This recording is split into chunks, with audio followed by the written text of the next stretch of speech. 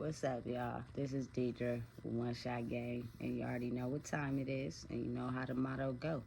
You get one shot at life, but a lifetime to learn all the game you need to become a better person and succeed in life if that's truly what you want.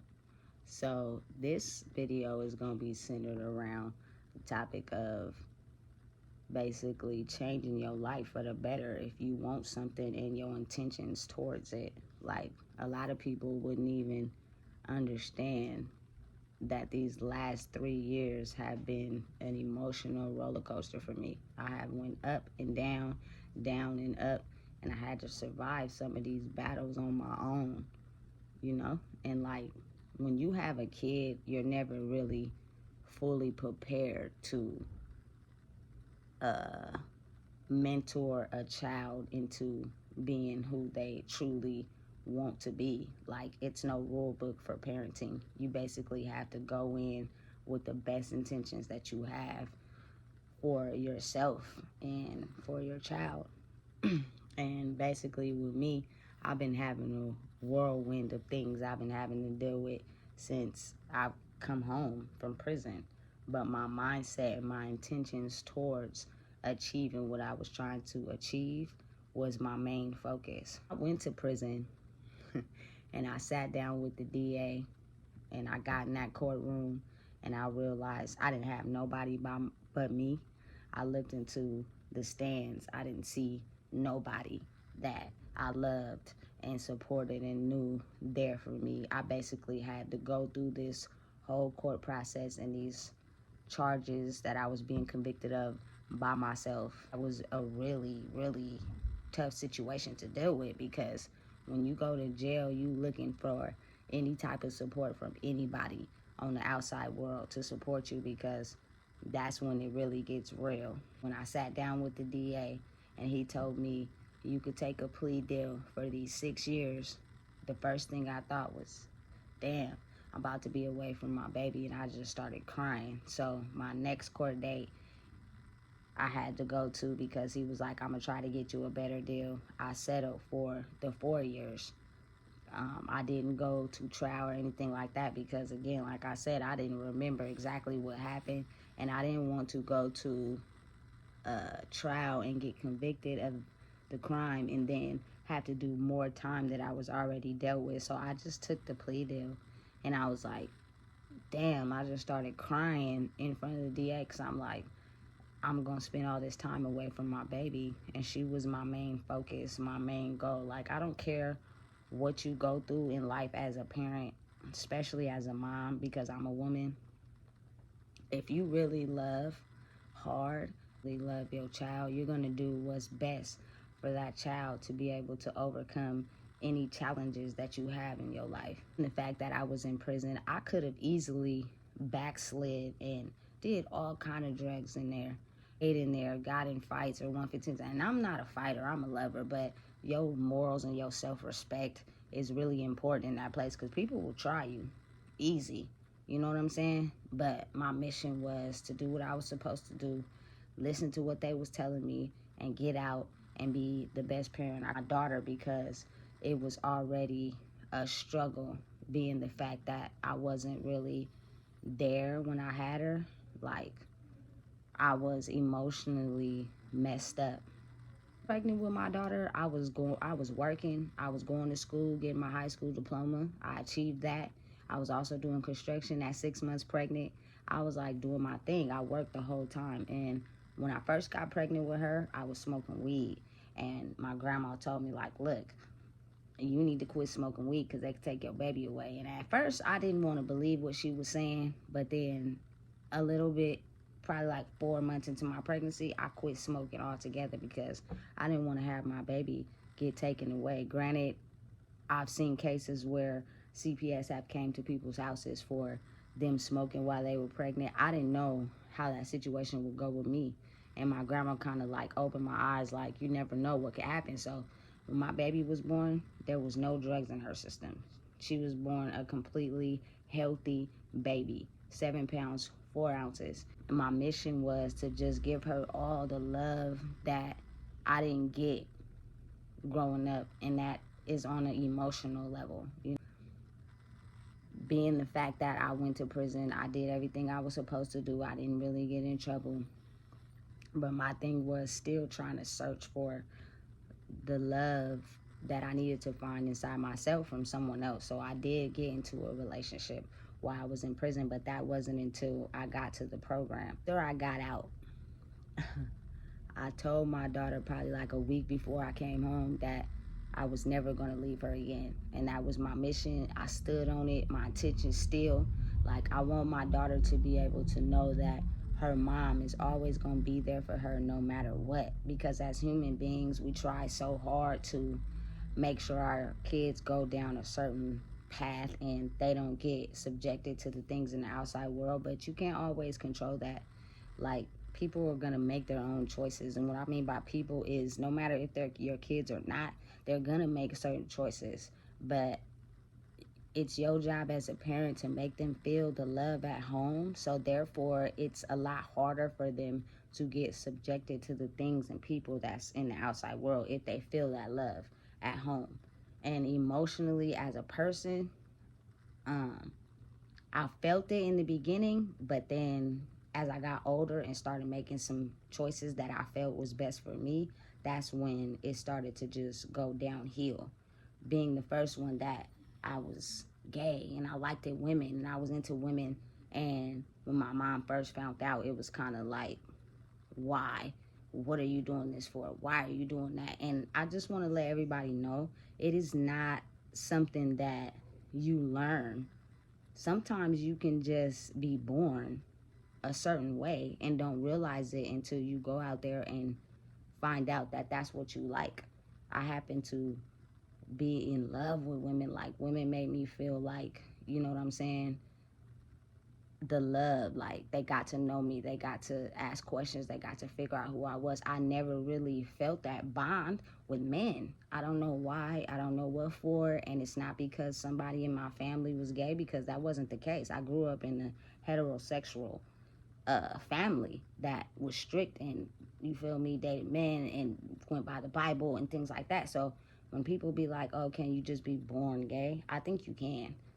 No matter how people try to go against it, I think you really can, and I think I'm one of those people. So the fact that every move I made, every step I took in life sometimes was harshly judged by my mom or my grandmother.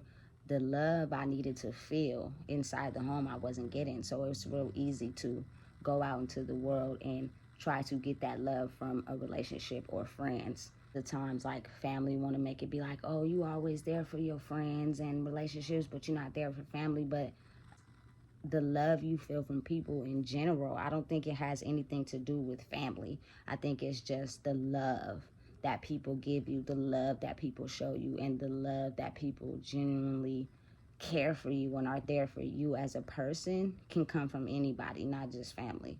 Came home, which was January 1st of 2020. I went out to eat with my friends. I picked up by my sis, who was very, very, very receptive and there for me my whole prison sentence. Big kudos to her, because when you go in a place like that, a lot of people want to judge you and put you down and make you feel like you less than because you have to go through that situation, instead of being there and support you and rock with you, especially being a woman going to prison. You know what I'm saying? It's not a lot of support. A lot of times people make you feel so down about going there, especially as a woman. It's different for a man. When a man go to prison, like, he gets support, he get packages, he get money, he get told to keep his head up. But when you a woman, it's like very different. You know what I'm saying? So, and I told her I would never leave her. So my last stop was to her. And when I got here, like, the emotions, you feel me, between me and my daughter was like, damn, I miss you, mom. I was like, damn, I miss you, baby. I'm here. I'm not going nowhere. I'm not leaving you again. I'm entirely sober.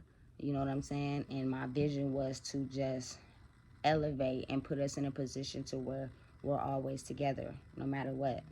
You know what I'm saying? So that's what I did. I already had a job, being the fact that I was in the program, but I was still dealing with uh, the court situation with my grandma. Like, when I first gave my daughter to my grandma, and I wouldn't really say gave her to my grandma. I basically was leaving my daughter with my grandma because I realized in my life at that point in time I couldn't give her what she needed. So I thought the best possible choice was to leave her with my grandmother because my grandmother made me feel as if that was the right decision. You are not doing so good in life. You're going through a lot of emotional stress. Leave her with me and I'll take care of her and make sure she's okay. But I didn't know that on the back end, she was going to take me to court and, uh, try to get guardianship of her and then like be mean to me on the back end. So it wasn't like, I'm just out there on the streets thugging it. Like I had just got out of a very serious relationship and that took a toll on me. And people think that, oh, people are just on drugs or, drinking heavily because that's just something they want to do. And sometimes it is, but a lot of times it's a story behind it on why they do that because life is just tearing them down at every angle. Granted, my grandma was supportive in a lot of ways. She also was negative in a lot of ways and putting me down as a person like didn't make me feel good about the choices I was making. So even though I was living my life on the streets going through it, I would come and I would see my baby and I would, try to do things with her and spend time with her as much as I could. I still was living a street life because my emotional needs were unmet and I was trying to find the love that I needed to find inside myself in other people. And so I would come, I would visit, and my grandma would be cool with it at first. But then after so long, she's kicking me out or calling the police on me. And you got to understand that the police are regular people just like us. So if they come and they see that you looking like you on drugs and you looking like you in the worst possible situation that you can be in, and then you have someone that's stable, they're gonna believe that person over you, no matter what the situation is. And I would let it overburden me every time. Like, you call the people on me? Like, bruh, like that's come on now, you call the people on me. And them are people that could get you locked up and arrested. So I basically felt like I was losing every time. You know what I'm saying? And that was hard to deal with. So it led me to, smoke a lot of weed. Like I smoked a lot of weed because that pressure was just so strong. Me thinking I was making a good decision by leaving her with my grandma because I wasn't doing so good in life was good on one end, but then it was bad on one end. So we going through court, I'm showing up, I'm, trying to do the best I can and being there for her and showing these people like, I'm trying to show up, but I on the back end was dealing with a lot of emotional stress. You'll get a job and then you'll go, they'll fire you because you too wrapped up in the outside life.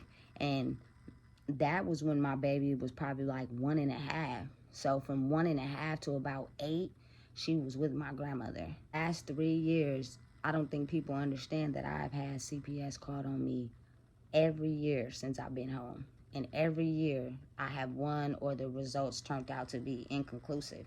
So the first year of me staying at my grandmother's was complete fucking hell.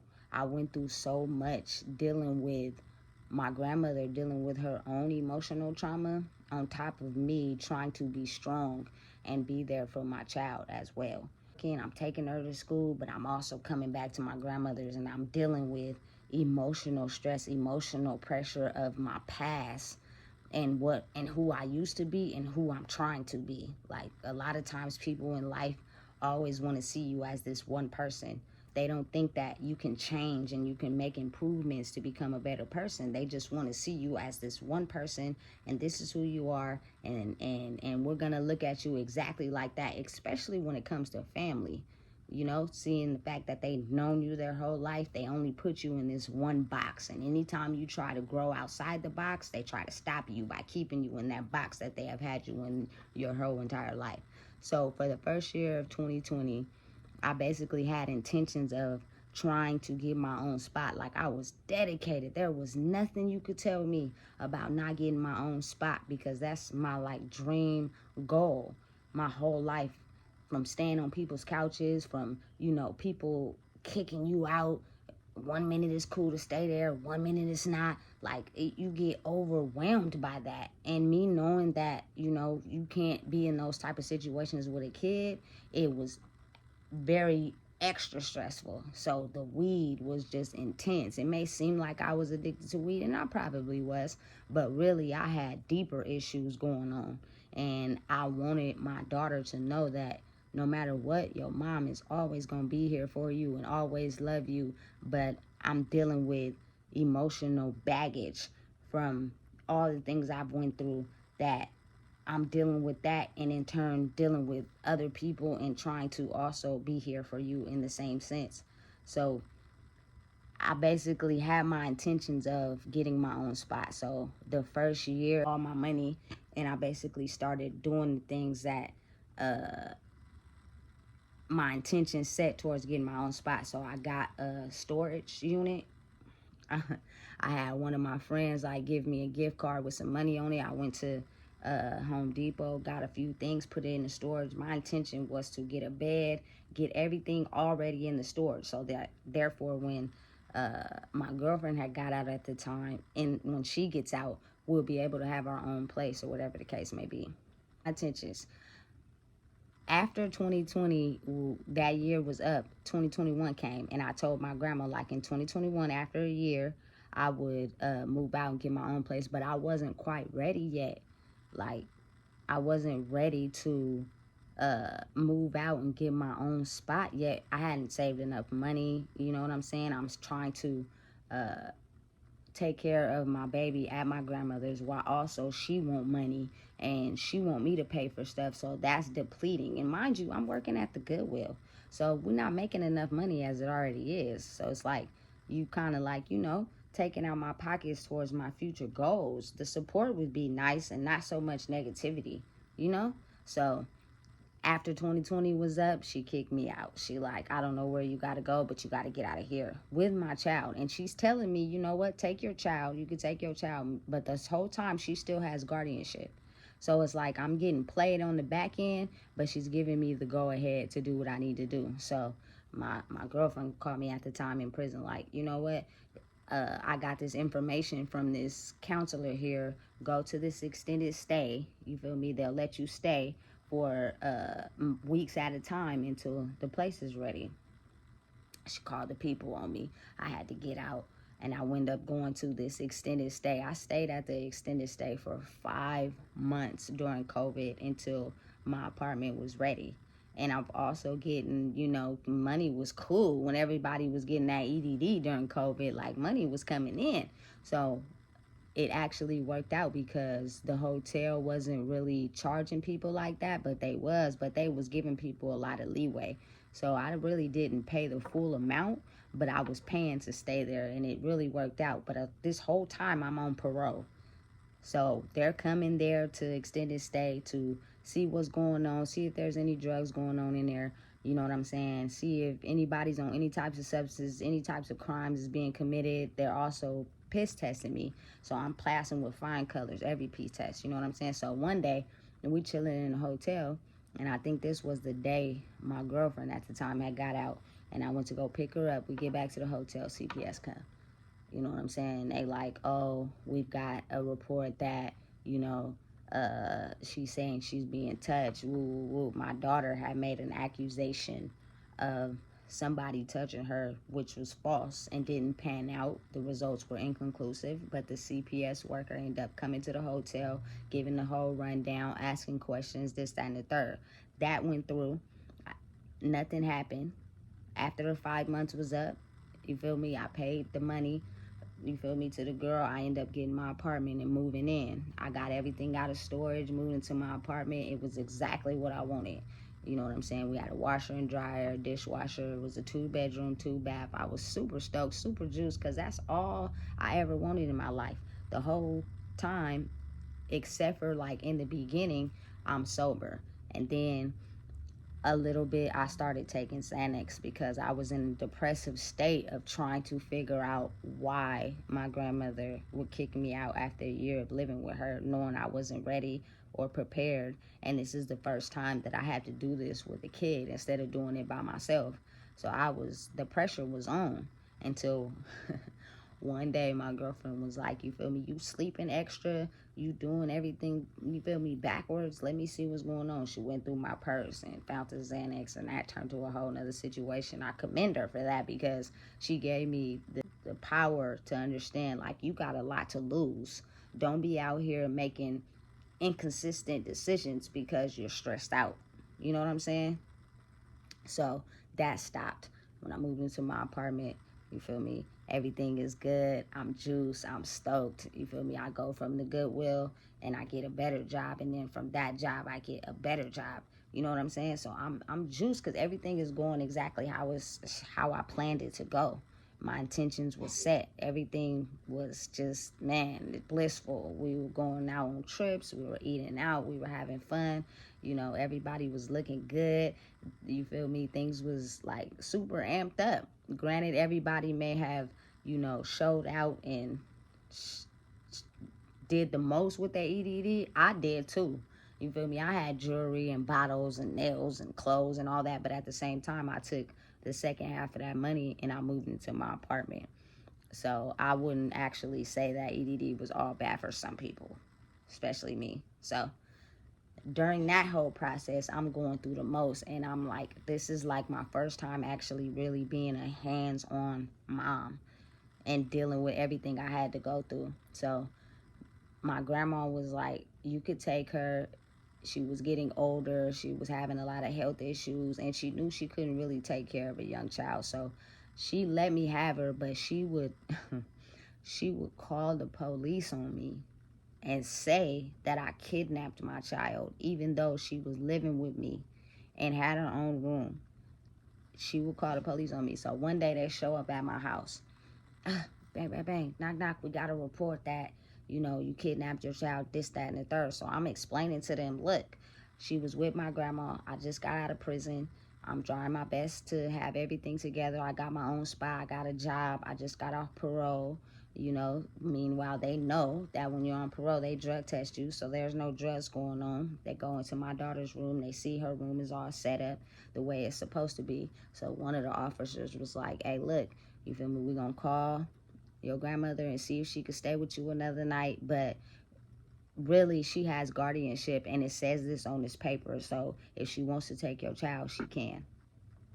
And that's exactly what she did. So that next day, I ended up having to drop my daughter off at my grandma's house for her to stay there. And that was like another emotional pull, because even though I had told my daughter I'm never going to leave her again, she was playing tug of war between me and my grandmother.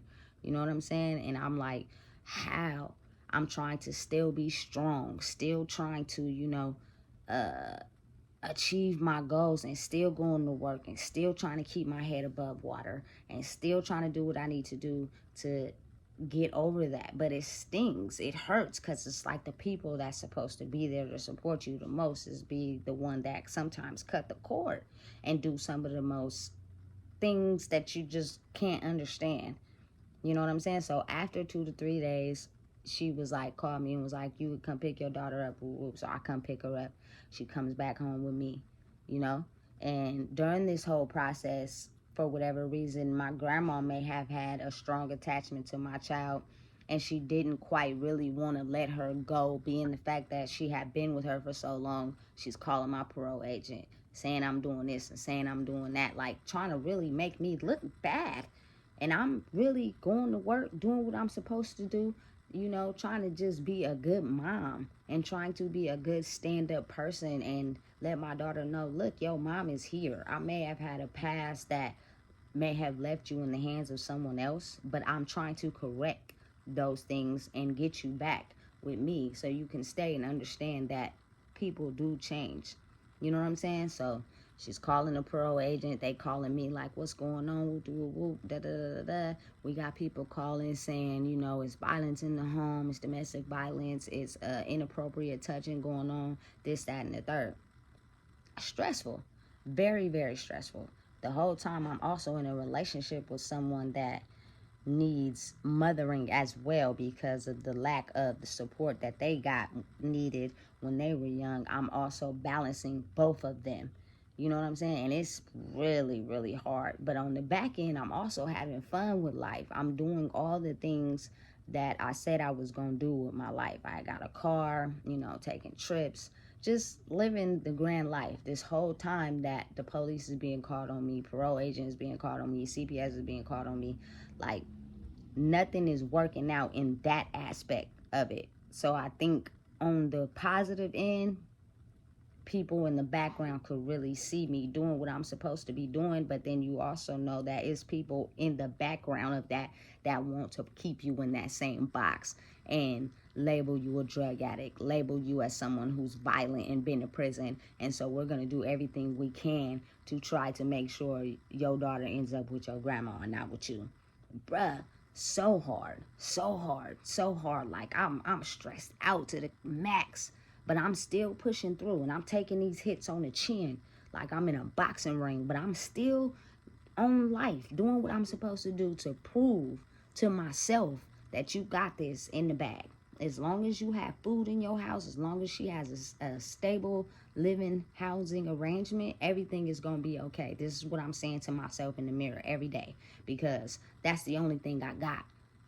Because when it's you against these people, and these people have the authority to do certain things to try to damage you, it's like, damn, I don't have no choice but to be strong. You know what I'm saying? So that never panned out, never worked out. I'm still got my head above water. I'm still facing it. I'm still going strong. You know what I'm saying? The process of that, I just took all I could take as far as the relationship. It was very verbally aggressive, very verbally abusive, and I just couldn't take no more. I couldn't take no more being lied to. I couldn't take no more of you deceiving me. I couldn't take no more of you also putting me down, making me feel less than, and having triggers so off the wall that any little thing I did would like put you in a state of distress to where you would become very verbally abusive. I just had enough. I couldn't take it anymore. You know what I'm saying? So that relationship ended, and me knowing that where I was at, I was living in the Thomas, it was expensive. You gotta like have two people ready to ride, ready to do their thing to be able to afford living there. Is, you feel me? Unless you want to work 6 or 7 jobs, and that takes away from you being with your child. So once that relationship ended, I knew that eventually I was gonna lose the apartment and be back down to square one. But I had boosted myself up in a positive way and understanding, like, you know what, just because you're faced with that, what's gonna come once you rebuild yourself is gonna be 10 times better, because the main mission that you made to yourself is to be there for your child. And we went through so much together. We went through trials, tribulations, downfalls, setbacks, and it was just extremely difficult. And being the fact that my daughter had an attachment issue from me not being there, she put me through her own set of things she was going through. And CPS was again called on me. They came to the house, they asked me questions. At this point, I had realized I was working too much. And so maybe it's time to stop working so much and pay more attention to the things that's valuable in your life. Because if you get fired or you get hurt from this job, they're going to do nothing but replace you with someone else. You need to center your attention on things that are very more important to you. So I was like, you know what? She told me, when I wake up, you gone. When I get home from school, you gone. So I was like, you know what? It's okay to scale back. I have been working all my life, and I was like, you know what? I need to focus my attention on this little girl. Otherwise, I'm going to have hell to pay as she get older. If I don't focus on giving her the love she needs, she's going to try to find it somewhere else and in somebody else, and I didn't want that. So that went downhill, and then I ended up getting into a very rough spot. Well, now I'm back on sleeping at other people's houses with my child. And you have some people that are very supportive, and then you have some people that are negative. And again, you're going back in a cycle. You're going backwards. So that box that people have you in, you're now back in that box. You know what I'm saying? Not with everything, but with your downfalls. And people love to see it when you up. People love to congratulate you when you're up and you're doing what you're supposed to do, but let you go through a hard time. Let you go through trials and tribulations, which happens in everybody's life. Life is not always cupcakes and rainbows all the time. You're going to go through certain things, certain pitfalls in life that knock you down, and it's up to you to build yourself back up. It's an emotional roller coaster with life. So I'm staying on people's couches. You feel me? I've got my child with me. People are being receptive as to, people fall down, but then some people are not. So I have to go through this whole thing again with her. And sometimes, no, not sometimes, but a lot of times, people don't always make the best decisions just because they got kids. But you have some people that have supportive network that won't call the people on them, won't, you feel me, put them down, basically support them even though they made a wrong move. Not in my situation. Anytime I made a wrong move concerning my child that I gave birth to, I was subjected to somebody calling the people on me, and somebody trying to get my child, the only girl, the only blood, flesh, and body of my body taken away. And that shit really hurt. Like, that shit made me feel like, damn, go hard or go hard. You don't got no other choices if you really want your daughter to stay with you and you to never leave her side again. Because if you do, she's going to have that attachment wound grow bigger. So just go hard, keep going. So doing this whole process, you feel me? I'm now centered where I'm at right now, which I won't give that away, but I'm where I'm at right now. And I had somebody call the people on me again. Just this past Friday, I had to go and take a urinary analysis test for CPS because somebody called the people on me and told them that I was using substances. I was, you feel me, under the influence, and something was wrong with me and I was crazy. But if you're a stand-up person and you tell the truth and you walk your walk and you know you're doing the best you can for your child, ultimately you'll end up winning. And everybody who tried to knock you down will lose. Because I passed the test with flying colors. The client tested negative for all substances. They gave me a breathalyzer for alcohol and they gave me a P-test for all substances, and I passed with flying colors. So I'm hoping that this will be the last time I have to deal with this CPS part of my life. But who knows at this point, because I feel like it's something evil against me and trying to make sure I stay in the box that people know me for, that will ultimately keep my daughter away from me. And my main focus now is understanding that kids are going to make their own choices. Kids are going to eventually grow up and make choices for themselves, no matter how much you try to put them on this path. You're going to have to understand that. But I want her to know and understand that no matter the choices you make, I may not approve of them and I may not like all of them. But that is for me to deal with. I'm always going to be your mom, and I'm always going to be here for you no matter what, because I'm telling you, that is the most important thing that every baby needs when they are born. And I'm gonna say souls as well. Like, it's very important to feel the love at home. Otherwise you're gonna go looking for it out here in the streets, and these streets ain't nothing to play with, baby. They dangerous and they can cripple anybody. I don't care who you are. If you don't have a strong foundation in who you are at home and the love you need at home, these streets will get the best of you. And I'm the person that I just want her to know and understand, I got your back, baby, tenfold. Whenever you feel uncomfortable, whenever you feel like something ain't right, call me. I don't care what it is, what you doing, and I may not like it, and I may be mad, but so what? My mission is to protect you and keep you safe, not necessarily make sure you make these choices and direct your path in life, because you're going to do some things that I think everybody does at some point. You know what I'm saying? Make their own choices and venture off, especially when they become a teenager. It's kind of like, it's my life. I'm going to run it the way I want to run it. And if you're not okay with it, I'm going to distance myself from you, and I'm going to make all these choices, and I may not make the best choices, which ultimately may put me in dangerous or unsafe situations. And I'll be damned. I'll be damned if I lose mine, all because she felt like I wasn't there for her, or because I didn't love her, you know?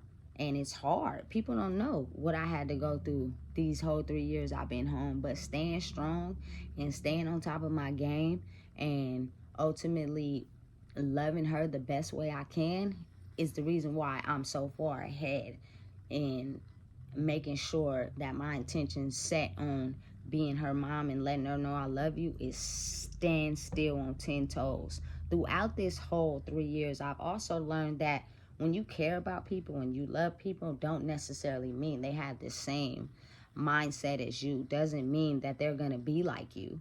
They could turn and change on you on any second and again label you in that same box that you've always been in, instead of having an understanding like, you know what, people change. Let's give her a chance.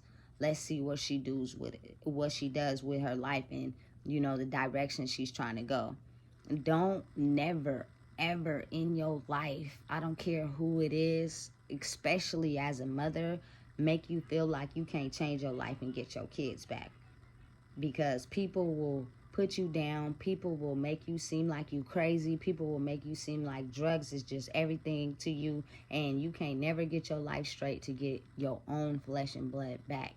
And I'm telling you right now, I'm standing on all 10 toes. I haven't gave up. I haven't gave in.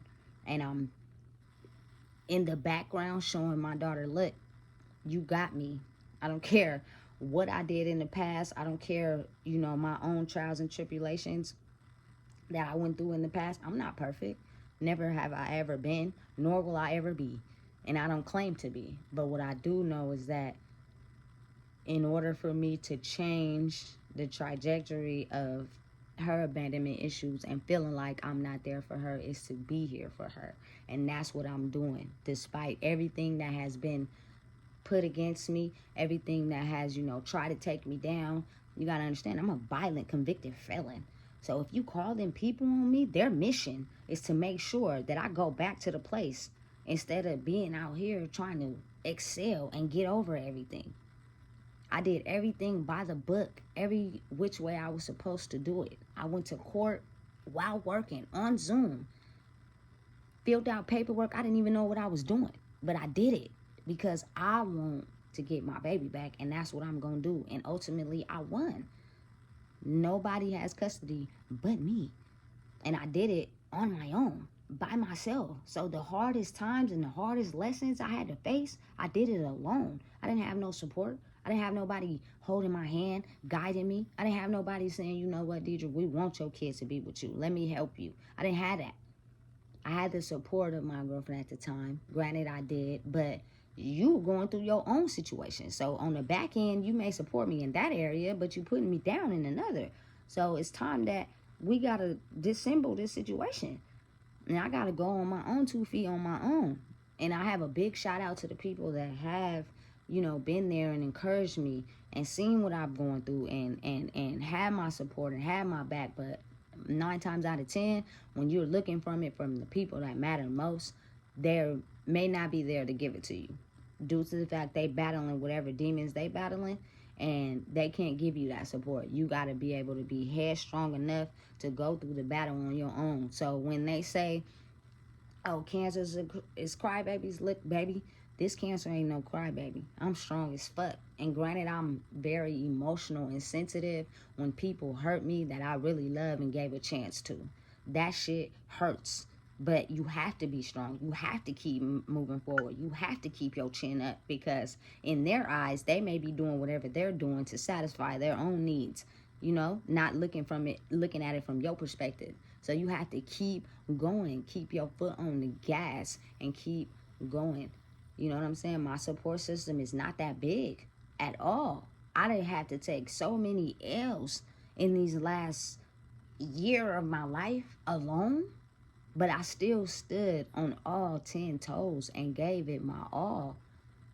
And that is the moral of the story of life. Like, if you really have your heart set on something, you really have goals on achieving something, keep going strong, because people are going to tear you down for their own motives and their own things that they're dealing with in their life that they may not be support system to you. Granted, there is people out there that support people. Shout out to y'all. But everybody don't have that support. So you got to learn how to stand on 10 toes by yourself. I be faced with so much, in the last 3 years I've been home, and I've still came out headstrong because my mentality of understanding that all the love I may not have received emotionally for myself, I pour it out into others. I pour it out into the people I care about and the people I love. I'm going to stomp down 10 toes if I love you and I care about you. You will never see me go against the grain. You will never see me put you down. You will never see me talk about you. You will never see me tell some of your most hurtful secrets to somebody else, because you can fight it in me. You made me know that, look, I trust you enough to tell you certain things. So even if we go through bad terms or whatever, I'm not that one that's going to go tell your business. That's just not me, period. Like, but people never really know, because people don't call and ask questions. People don't really care about what you're going through, because everybody got a story. So who cares? How you gonna get over it? How you gonna overcome it? That's all we want to know. We want to see you up. We don't really care about seeing you down. But when you get down, due to life not always being cupcakes and rainbows, is sometimes when you need your most active support. And it may not come from the people that you want it to come from. And you got to be able to take that on the chin and deal with that as well. This last year of 2023, OMG. But it has made me stronger as a person, because I changed the way I looked at some circumstances and visualized it in a different way, and how it's helping me to become stronger. I done been through so much shit, so many battles that I faced on my own, that people will be like, God damn, I see why you smoke so much weed, because that shit's hard. Not everybody know. Not everybody's willing to listen. Not everybody's willing to support. So they don't really know. They just judging from their own level of understanding. And people know Deidre as the fucked up drug addict Deidre that ain't never got her shit together, that ain't never gonna get her shit together, and they labeled me in this box. Now guess what? The new one has emerged, bruh. And I'm not in that box no more. I'm headstrong. I'm doing everything that I want to do as far as my intentions. I don't never want my daughter to feel like the one person that's supposed to love her the most has gave up on her. And so now she's looking from love from the outside world, and then people could turn on her at any second and leave her for dead. It's fucked up. And it's a sad situation that the world is like that. So if you ever bring in kids into the world, please love them the most and the best way you can, because that's all they need. And I promise you, they won't get so caught up in the streets if they know they had that love at home. They know that they can be who they are, and their mom loves them and accepts them without the judgment, without the negativity, without the you gotta live life this way or I'm gonna disown you. No. Everybody has the ability to become who they want to become. And I have one child, and I learned a very big lesson and a lot of lessons with my child. And I promise you, she will always have her mom to count on. Period. Point blank. You will never feel unsafe. You will never feel unprotected as long as you got me in your corner, because the worst thing that could ever happen is for a mother to have to bury a child. I don't know that feeling. I don't know that pain, but I am secondhand to it, because I lost my brother at a young age.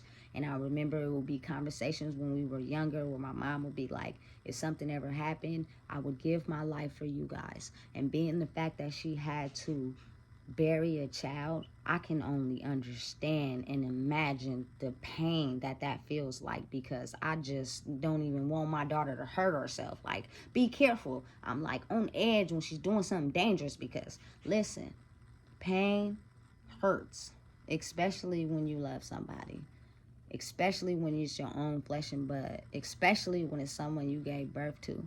So to all the ladies, to even the fathers, like, keep going hard. No matter what you face with, if that's your flesh and blood, and you're dedicated to making sure they don't go through the things that you had to go through in life without having that support, stand on all 10 toes. Keep going hard. Be there for them no matter what. I don't care if the mom is giving you a hard time. If you a dad, you're going to be a dad. I don't care if, you feel me, The dad is giving you a hard time. If you a mom, you gonna be a mom, period. But kids need both parents, no matter what. Even if the relationship don't work out, try to give your kid at a young age the support of both parents, because that will help them to become a more successful adult, knowing that the two people that gave birth to them love them and want to protect them and be there for them. They won't have to be faced with so many situations out here in this cold, cold world. You know what I'm saying? So again, I'm here to tell y'all, this is Deidre with One Shot Game. Make sure y'all like, comment, and subscribe, that you can change your life. You can become a better person. You can overcome obstacles. You can not be the person that everybody know you as, and elevate your game to be the person you want to be. But you have to understand that it's going to come with trials. It's going to come with tribulations. And ultimately, it's going to hurt sometimes. Take them stings on the chin and keep going. And man, all I can say is that I love my daughter more than life itself. And I will never give up. And I will never stop trying. And I will never stop being dedicated to my mission of making sure she knows that her mom got her back 100%. So whatever you doing out there in life, mothers, fathers, you can get your kids back. Don't let nobody stop you. My daughter was with my grandma for like 7 years. I got her back in 1. You can do it. Stay focused, stay motivated, set your intentions to the things that you want to achieve, and everybody will eventually see you as this new person, and they'll treat you as such. And therefore, that box will be put in the trash. Let's go. If you don't know, I just told you right now.